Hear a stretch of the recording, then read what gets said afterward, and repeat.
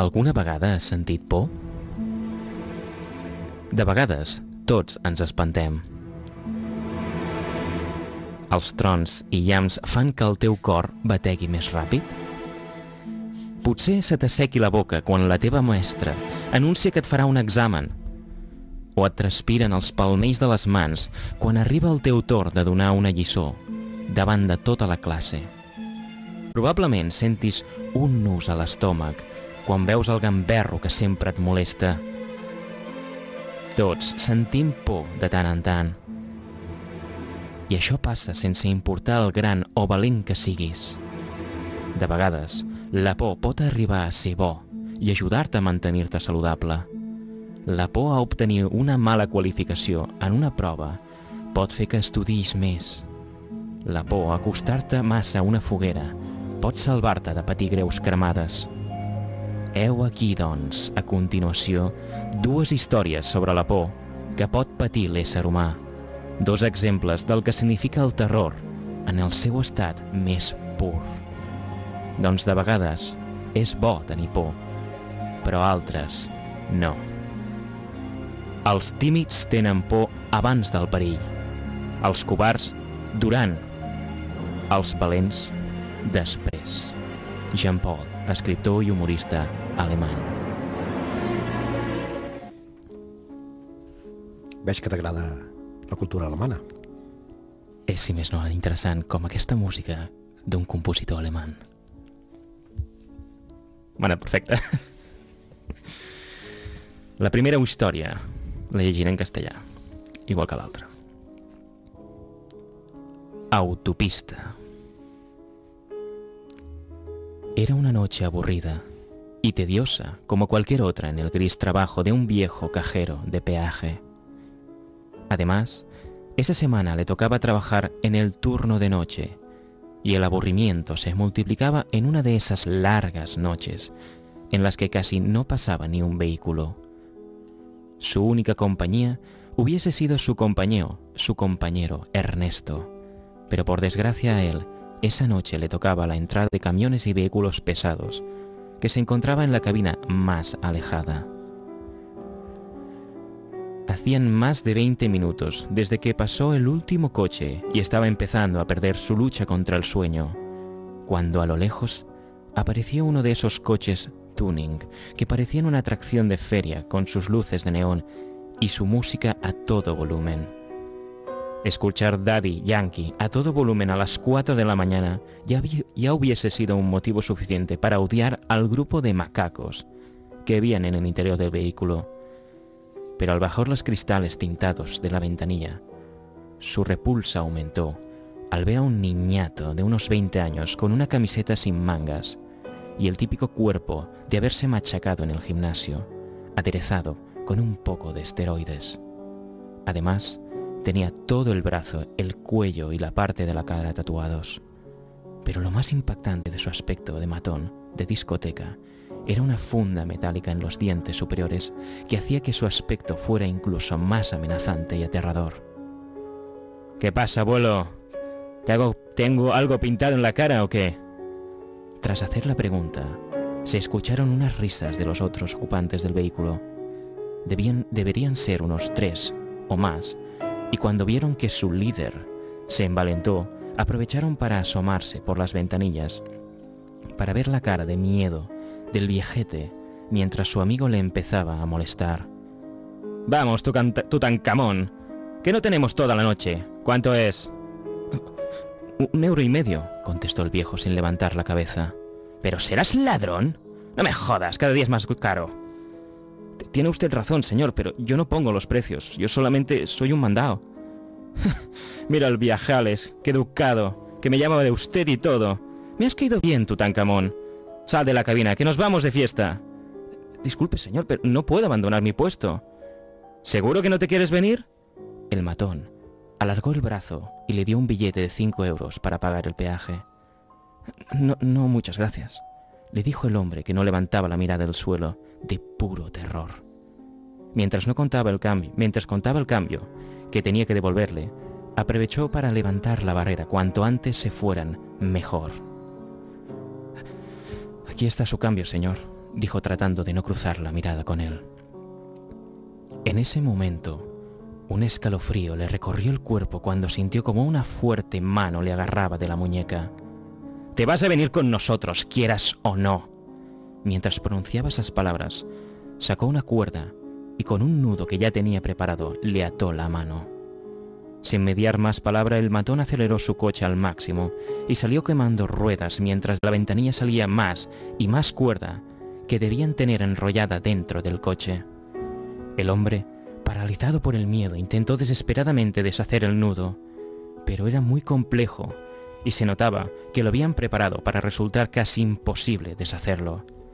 No sabía cuánta cuerda había dentro del coche y en cualquier momento recibiría un fuerte tirón que le podría arrancar el brazo, o lo que es peor, le arrastraría detrás del coche de los matones.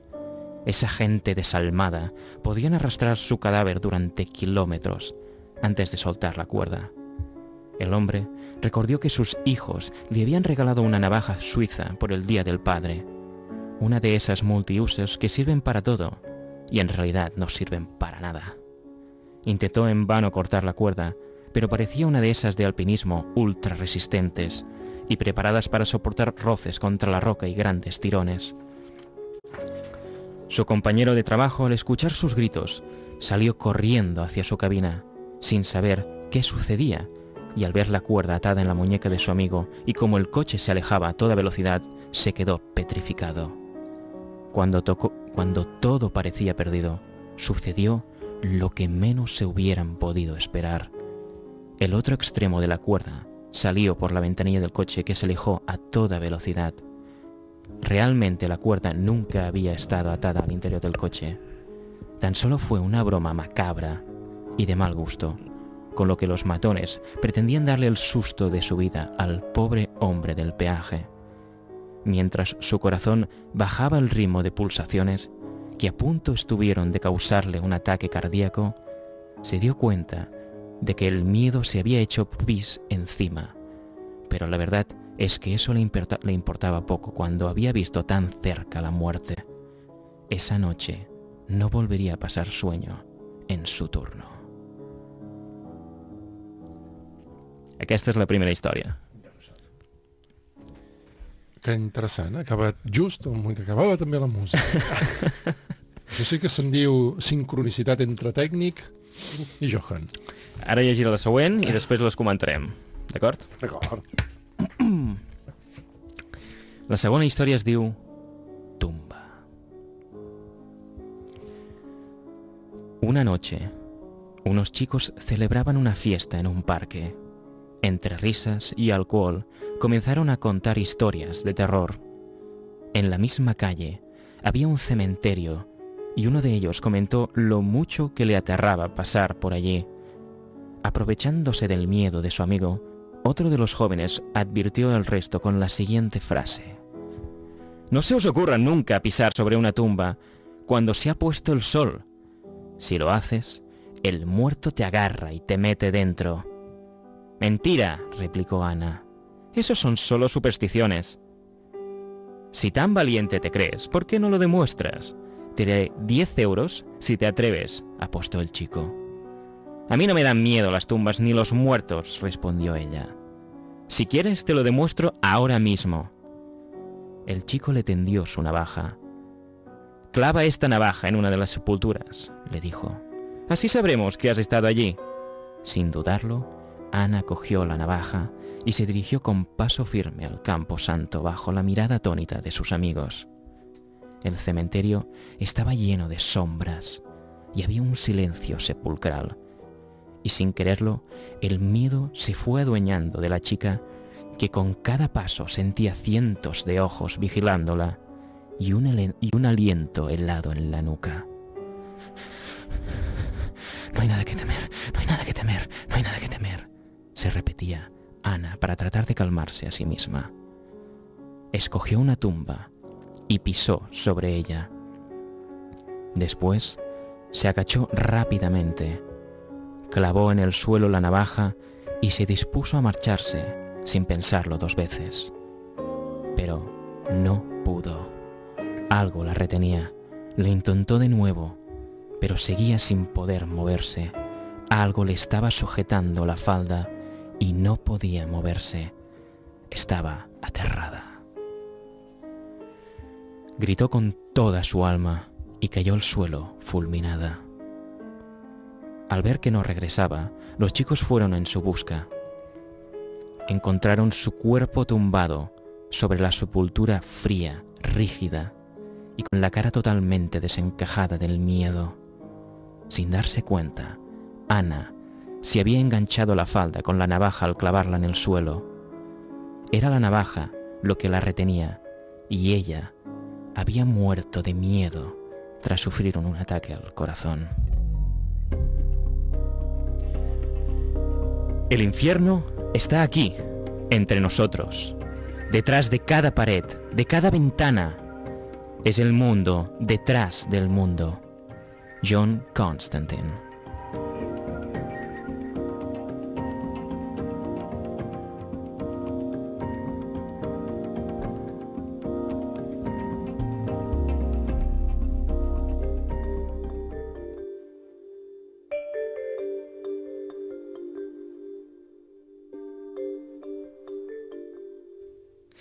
Bueno, doncs aquestes han estat les dues històries.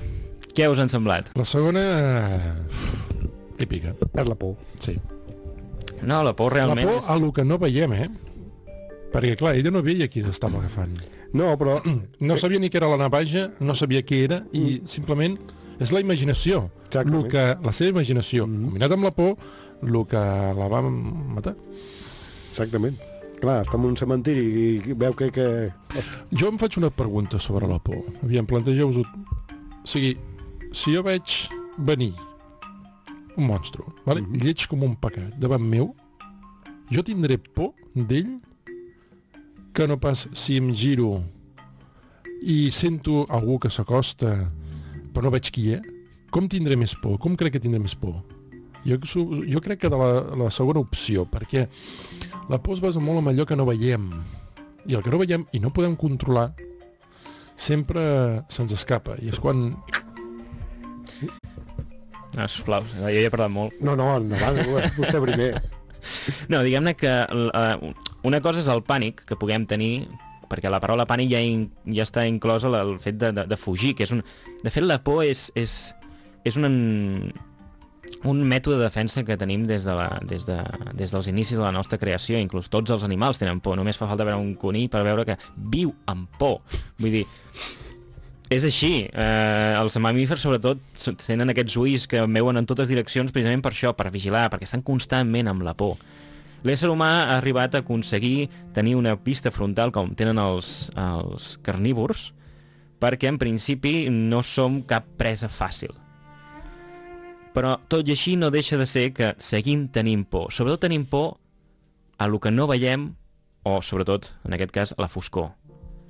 I en aquest cas, doncs, és el que tu deies, no? Quan tu veus el teu, diguem-ne, el teu adversari o el teu atacant o un monstre que tens davant, el que sents és pànic.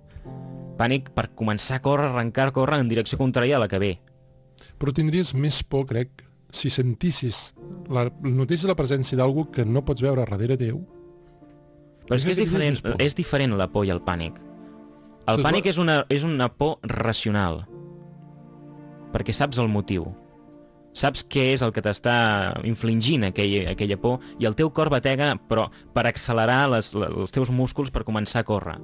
La por és irracional completament. Més bé seria al revés, el pànic és irracional.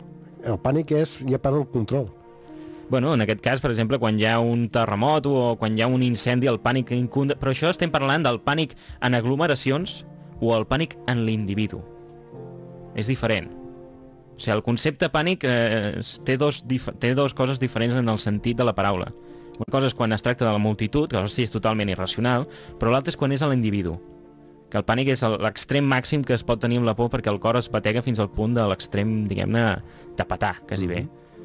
Però la por és allò que dius quan et succeeix alguna cosa en el que el teu raciocini no pot arribar a comprendre. Perquè no la veus. O perquè no, sí, exacte, perquè no el veus, no ho comprens o... Perquè no ho comprens. Si nosaltres tinguéssim l'habilitat de comprendre tot, i d'acceptar-ho, o sigui, d'assimilar-ho i acceptar-ho, no tindríem por. Sempre han dit, si tu no tens por a la mort, no tens por a res. Sí. O una altra frase que també m'encanta. La muerte está tan segura de su victoria que te da una vida de ventaja. Toma.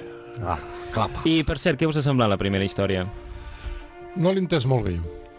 Sí, No l'has perquè- entès molt bé? Sí, que li han fet la broma de lligar la corda. Se representa que són una colla de gent que venen amb el seu cotxe tuning, amb el seu cotxe de neons, que arriben a un peatge d'autopista i que doncs, l'home li dona el canvi i en el moment que li dona el canvi i allarga la mà per donar-li els diners, el tuning li agafa la mà, li posa la corda, la lliga I l'arrosseguen. i arrenquen a córrer. Llavors l'home es queda amb la mà lligada, o sigui, amb la mà amb la corda, que no es pot deslligar i el cotxe que està estirant corda i arrencant a córrer. Què passa? El més lògic és que el braç se t'arrenqui per la finestra o tu surtis disparat i és el que deia, arrastrar el cos durant quilòmetres i tu mort. Però al final representa que en el cotxe hi havia l'altre extrem que no estava lligat enlloc, simplement li volien fer una broma macabra. I el pànic es va apoderar d'ell. És el que dic, són històries que poden ser veritat, poden ser mentida. Però Digues. No, és que hi ha un fet al final a la Guerra Civil Americana de que van agafar un soldat que va voler desertar en les tropes confederades, les tropes del sud, i li van voler fer la broma de fer el fusilament per desertor. Ho van posar per fusilar, ho van ja per disparar, estava descarregant les escopetes, i al moment que van dir foc, el tio es va desplomar. literalment va morir un atac de cor. Sí. Sí. De por. Típic. Sens dubte.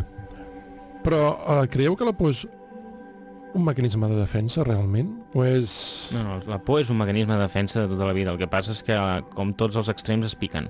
Bueno, de defensa i de poder control. També. Sobretot de control. Però, diguem-ne, biològicament parlant, és de defensa. De defensa. El que passa és que després l'utilitzem per la nostra ment humana rebuscada i perversa per aconseguir fer un control i controlar les masses, sens dubte. Això sens dubte. És que sempre em dic, mai baixés la guàrdia. Per què serà? Bueno, senyors, que diu vostè, de què ens parlarà avui? Avui començo...